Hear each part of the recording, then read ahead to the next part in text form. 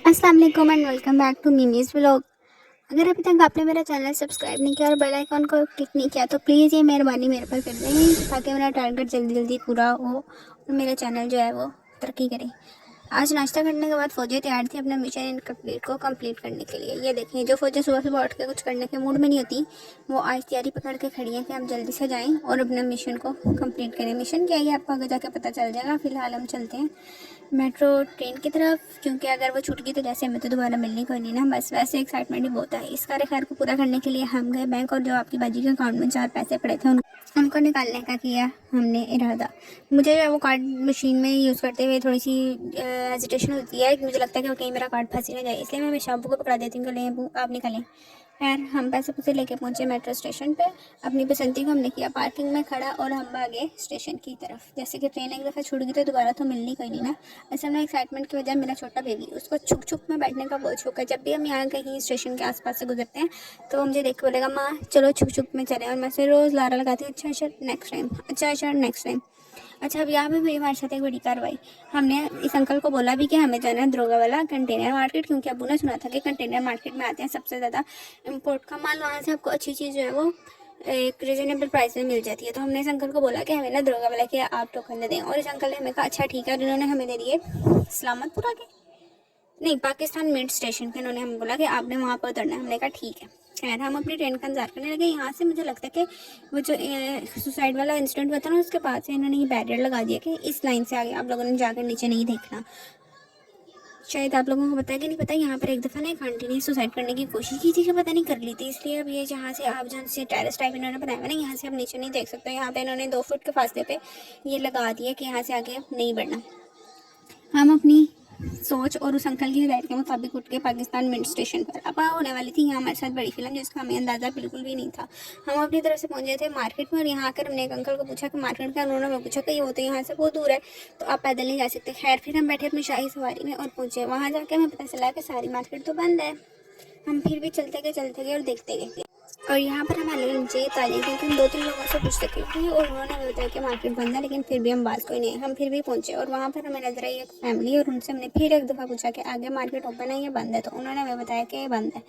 ये आंटियों की मेहरबानी कि उन्होंने हमें बता दिया, वरना हम लोगों ने तो फिर भी चली जाना था। खैर मुझे यहीं भी फ्रस्ट्रेशन होना स्टार्ट हो गई थी, क्योंकि जब मैं किसी चीज़ का इरादा कर लूँ और वो थोड़ी सी भी मतलब गड़बड़ हो जाए ना तो मेरा बस वहीं पे दिल ख़राब हो जाता है और मैं कहती हूँ नहीं बस अब नेक्स्ट टाइम देखेंगे।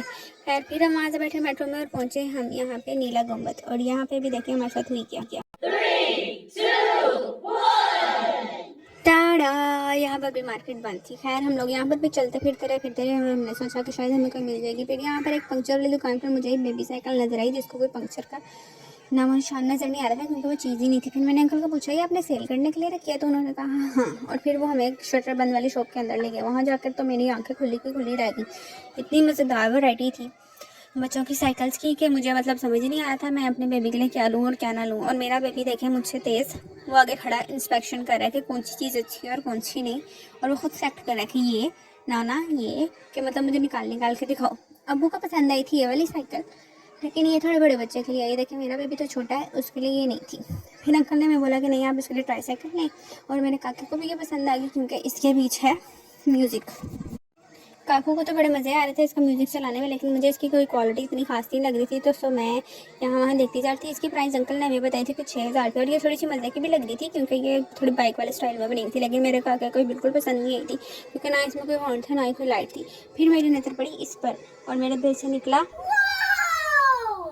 इसकी प्राइस अंकल ने बताई थी 10,000 और अब्बू कहते हैं 5,000 दे दो। और मैंने कहा अब्बू जी क्यों छितर पहुँचे नहीं। मैंने फटाफट से बोला अंकल 7,000 में दे दें। अंकल कहते हैं चलिए ठीक है आप दें। और फिर मुझे ऐसा होकर मैंने महंगी ले ली, क्योंकि चीज़ लेने के बाद हमेशा मुझे ऐसे ही महसूस होता है। स्पेशल मिशन जो है वो यही था, मेरे बेटे की बर्थडे का सरप्राइज़। खैर वो लेने के बाद पहुँचे हम हांडी लेने, और मैंने जो है मोली को बोल दिया था कि सरप्राइज़ वाले जाके ऊपर छत पर छुपा दे, क्योंकि इसको मैं अभी अपने बेटे को दिखाना नहीं चाहती। फिर इसमें जो एक्साइटमेंट बच्चे की ख़राब हो जाती है बर्थडे से पहले उसको चीज़ मिल जाए तो।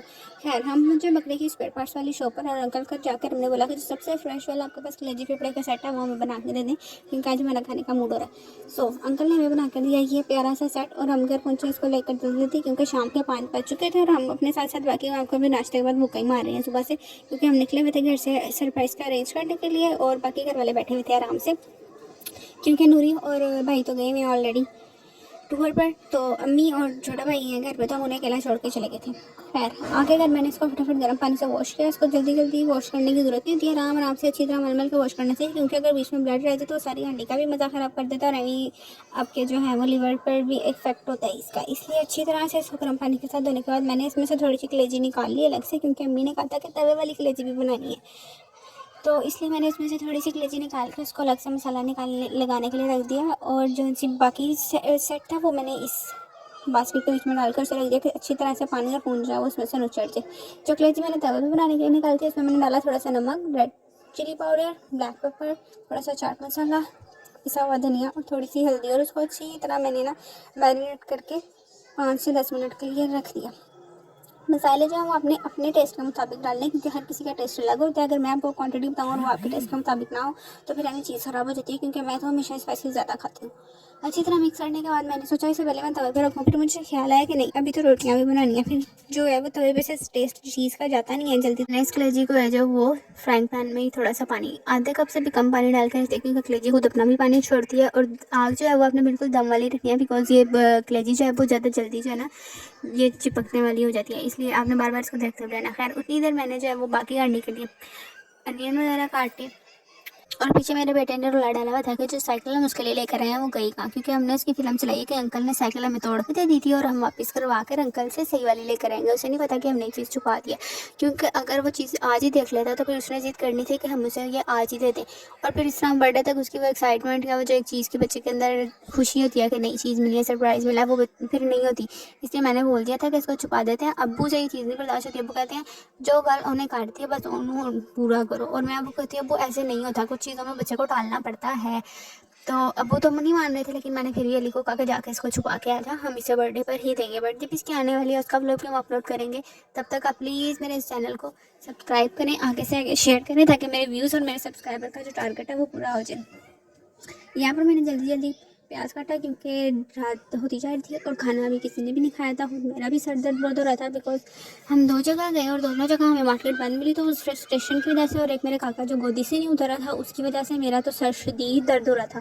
तो भूख भी लगी हुई थी, थकावट भी थी, और वो फ्रस्ट्रेशन की वजह से सर भी दर्द हो रहा था, तो सब कुछ अजीब सा महसूस हो रहा था। यहाँ पे प्याज काटने के बाद मुझे थोड़ा सा एहसास हुआ कि प्याज ज़्यादा, तो मैंने सोचा अम्मी को दिखाऊँ, अम्मी भी कहाँ ज़्यादा है, तो फिर मैंने हांडी रखते वक्त उसमें से थोड़े से प्याज निकाल लिए। अब करना ये है कि जो सेट हमने बास्केट में रखा था उसको हांडी में डालने के बाद उसके ऊपर प्याज डालने हैं, और वो जो अदरक था उसको मैंने चटू में कुटने की सहमत नहीं की, क्योंकि ऑलरेडी मेरा सर दर्द था, फिर उसकी ठक ठक से मजीद सर दर्द होना था। सो अदरक के लिए मैंने यहाँ पर यूज़ किया ग्रेटर का, और उसी से मैंने इसको बीच में डाल दिया। फिर मैंने इसमें डाली आधा चम्मच हल्दी पाउडर, 1 चम्मच मैंने इसमें डाला था, नहीं 2.5 चम्मच मैंने इसमें डाले थे चिली पाउडर, क्योंकि चिली पाउडर मैं कम डालूँ ऐसा हो ही नहीं सकता। 1.5 चम्मच मैंने डाला इसमें धनिया पाउडर, और 1 से 1.5 चम्मच मैंने इसमें डाला सॉल्ट। हमारा चम्मच भी वो चिंटू मिंटू है ना, इसलिए थोड़ा सा ज़्यादा यूज़ होता है। और 2 ग्लास जो है स्टील के बड़े वाले जो होते हैं इसके डाले पानी में, क्योंकि ये हांडी में सही क्वांटिटी पानी का पता चलती है, छोटे छोटे शीशे के ग्लासों से कोई नहीं पता चलती। हांडी रखने के बाद मैंने दूसरी तरफ जो है वो टमाटर लिए 2 दरमियाने साइज़ के, उसको काट दिया। और ये देखिए मेरा बेटा बीच में नाश्ता आएगा और मुझे बोलेगा माँ सब्ज़ी मुझे दो, मैं भी काटूँ। उसकी छोटी सी प्लास्टिक की नाइफ है, वो लेकर फटाफट बैठ जाएगा कि दिखाओ मैं भी काटता हूँ। तो मैं उसको एक आधी छोटी सी चीज़ पकड़ा देती हूँ कि चल ठीक है ध्यान लगा रहा। खैर टमाटर जो है वो मैंने यहाँ पर लिए थे फ्रोज़न, क्योंकि हम लोग टमाटर हमेशा लेकर फ्रीज़ ही कर देते हैं। फ्रेश टमाटर काटना मुझे बहुत मुश्किल काम लगता है, इसलिए मैं हमेशा फ्रीज़ ही यूज़ करती हूँ। तो खैर मैंने यहाँ पर लेकर टमाटर उनको काट लिया। चिलीज़ जो थी ग्रीन चिली उसको 3 से 4 अदद लेकर मोटा मोटा काटना, पतला पतला नहीं काटना। फिर मैंने देखा कि मेरी हांडी का क्या हालात है, हांडी में भी काफ़ी पानी था, क्योंकि इसको तकरीबन दरमियानी आंच के ऊपर 1 घंटा पकाना है, फिर जल्दी गलता नहीं है। तो मैंने सोचा कि मैं उतनी देर बाकी चीज़ें तैयार करती हूँ। टमाटर और हरी मिर्च मैंने काट ली थी, फिर सूखी कसूरी मेथी लेकर 2.5 से 3 खाने के चम्मच जो है उसको पानी में डिप करके रख देना है। डिप करने से पहले उसको यानी कि जब उन्हें छोड़ना है ना उससे पहले 3-4 दफ़ा अच्छी तरह से धो लेना है। खैर वो सब कुछ मैंने रेडी करके रख दिया। दूसरी तरफ मेरी जो तवे वाली यानी कि जो सी मैं कलेजी वैसे मसाले वाली बना रही थी उसको मैंने देखा, तो वो अब्बू मुझे पहले ही कह रहे थे कि इसके पीस पड़े हैं, पर मैंने उसको काटने की ज़रूरत नहीं की। मैंने कहा नहीं अब्बू ये खुद ही पक्के छोटे हो जाएंगे, लेकिन नहीं ये छोटे नहीं हुए थे। फिर मैंने खैर पकड़ा नाइफ़ और फॉक और फिर मैंने इसको छोटा छोटा किया, क्योंकि इसमें तो इनके अंदर मसाला जाना ही नहीं था और बिल्कुल भी मज़ा नहीं आने वाला था। जितने बड़े पीस थे मैंने उनका 2 से 3 सूटेबल साइज़ में छोटा कर लिया। आग जो है उस पॉइंट पर मैंने बंद कर दी थी, क्योंकि अभी मैंने छोटा छोटा करी थी।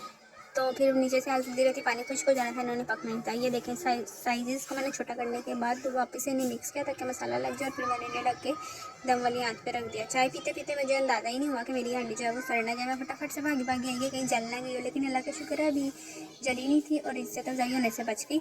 इसमें थोड़ा सा पानी था, फिर मुझे इसमें खटास चाहिए थी, नींबू भी नहीं था, तो मैंने थोड़ा सा जो है विनेगर के 3 से 4 ड्रॉप्स डाले और इसे वापस मिक्स करके 5 से भी कम 2-3 मिनट के लिए मैंने इसे रख दिया। दूसरी तरफ जो मेरी हांडी है उसमें भी अच्छा खासा पानी था, तो उसको मैंने आलू के ऊपर नीचे करके वैसे ही रख दिया। आँच जो है वो मैंने थोड़ी सी और हल्की कर दी।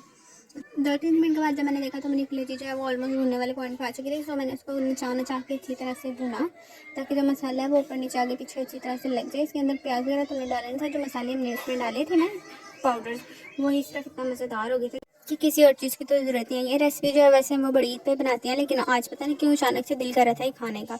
इतने शौक से मैं लेकर आई और बनाई, लेकिन मेरे सर में इतना शदीद दर्द था, मुझे भूख थी लेकिन फिर भी मैंने खाया नहीं। खैर इसको डिश आउट करने के बाद मैंने कि अम्मी की खिदमत में पेश, और ये देखें आज हमारे घर में एक नया मेहमान। मेरे बेटे को बहुत ज़्यादा शौक है बर्ड्स का, पेट्स का, तो आज अपने से लेकर दिया था ये कॉकटेल, बड़े क्यूट ग्रे कलर का था।